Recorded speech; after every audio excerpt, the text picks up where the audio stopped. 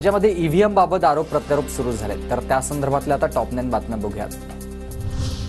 Ballot पेपरवर निवडणुका घ्या असं भाजप का नाही म्हणत? आकडेवारी आल्यावर बैठक घेऊन ईव्हीएम संदर्भात भूमिका घेऊ, बच्चू कडूंचं वक्तव्य। आम्हाला मतपत्रिकेवर निवडणुका हव्यात, महाराष्ट्रात जनआंदोलन करणार नाना पटोलेंची घोषणा। अनेक ठिकाणी मतांमध्ये तफावत, कुठेतरी पाणी मुरत आहे। ईव्हीएम विरोधात राजकीयपेक्षा जनआंदोलनाची गरज आहे, अंबादास दानवेंचं वक्तव्य।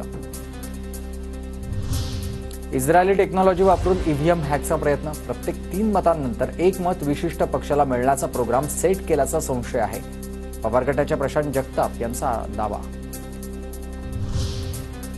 मबियानंतर मनसेनंही ईव्हीएमवर खापर फोडलाय, विधानसभेच्या निकालामध्ये ईव्हीएमचा रोल, अविनाश जाधवांचं वक्तव्य।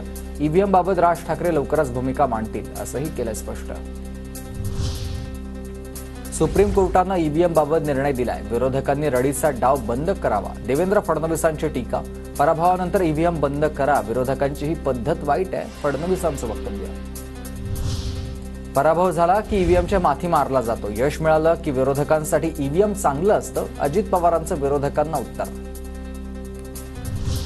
मतदान आणि मतमोजणीच्या आकड्यामध्ये तफावतीच्या तक्रारी नाहीयेत, निवडणूक प्रक्रिया अत्यंत पारदर्शक पद्धतीने राबवली, राज्याचे अतिरिक्त मुख्य निवडणूक अधिकारी यांची माहिती। योगेश्वरी पूर्वतील शिंदेगडाच्या उमेदवार मनीषा वायकर फेरमतमोजणीसाठी कोर्टात जाणार, निकाल घोषित करण्याआधी 1 तास पोलिसांनी गेटवरच अडवून ठेवल्याचा आरोप।